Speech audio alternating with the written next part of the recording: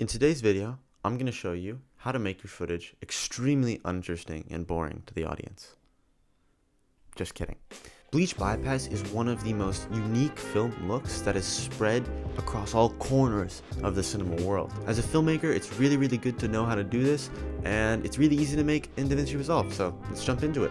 So Bleach Bypass stems from the traditional film process of developing the film. Yeah, I guess the best way I could explain this is that it enriches the shadows and dulls the colors. The process itself is probably very complicated to explain, but the easiest terms is you either partially or skip this one step when developing film where you retain some of the silver in the film, and it's used in a lot of films.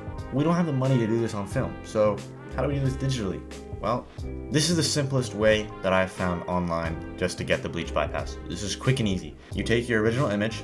I have done a little color space transform. I've put it into Rec 709. Then I split it off into two nodes. One is just the color version, and the other one is the black and white version. Then you combine them into a layer mix node, I think it's called, and then you overlay them on each other.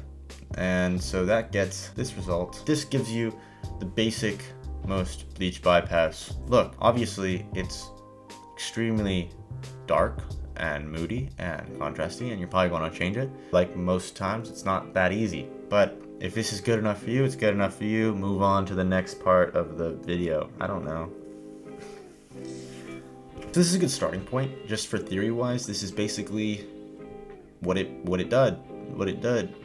did. It kept some of that black and white. You can get very technical with it. A lot of YouTube videos out there that if you're really going for a super accurate recreation of Bleach Bypass, there are better videos. This one is more of an interpretation, because that's what we did with this film. We felt that Bleach Bypass just solely wasn't for us, but this is how we took Bleach Bypass a step further. We're not done yet. I mean, I think it's too contrasty, but other than that, we're not done with the look. We have to add film grain, we have to add halation, and then we're getting somewhere. Alright, so bringing in some halation. Essentially, we're gonna view the isolated regions to see how bright we want the halation. I don't remember how much halation we used in the film. I remember it was a lot, and I remember that it wasn't accurate at all to actual film. I think what we did is we put the spread really high, like that, something like that, and we just went red. I believe we did this.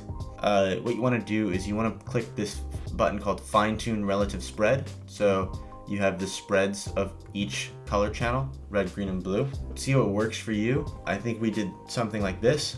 So if we zoom in on the actor's head, and specifically his hair, we can see the difference that the halation makes. This is something that film does, and it looks really nice.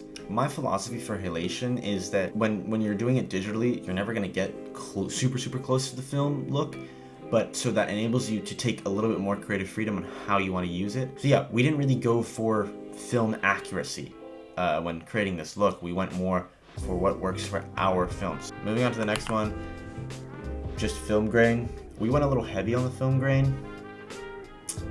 So, where's the film grain? Film grain right here. I always like 35 millimeter. Yeah, so for film grain, it's kind of very subjective. It's what you want in the frame. I think we went very heavy on the film grain, but it's completely up to you. So yeah, you just adjust these parameters, the size, the strength, everything.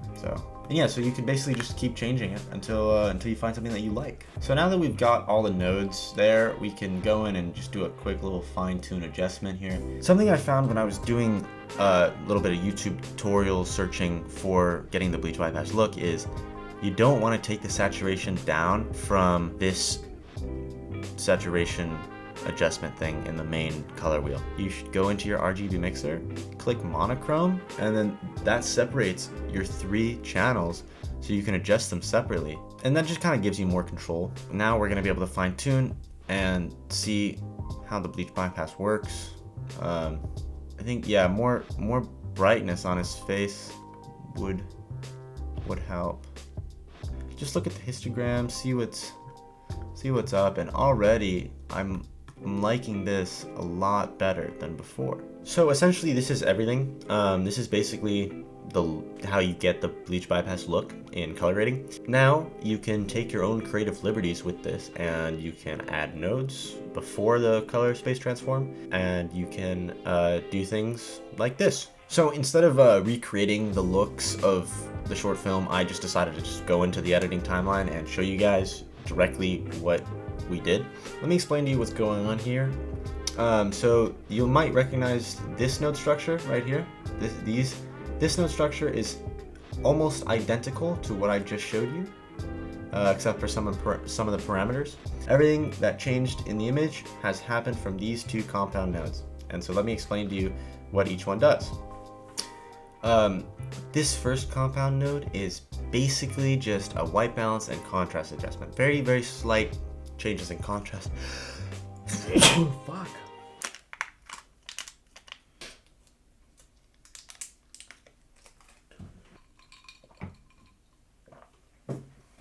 So this first compound node is basically two nodes. One is a white balance node and the other one is a contrast node. That's it. This second compound node is a saturation and skin tone adjustment. Let's see what that does. Yep, just skin tone and saturation. Even though it says saturation, what it really means is the blue colors. Me from the future here, just wanted to quickly say what I said in the video there was kind of wrong. What I mean by the saturation is it's a way to get split tones pretty naturally, is where in the second node you shift everything to the blue, and in the first node you push saturation to cover the skin tones and then tame everything that you did in the second node. I don't know if that clarifies anything. I don't. Now you can see what both of them look like with and without. You see the difference.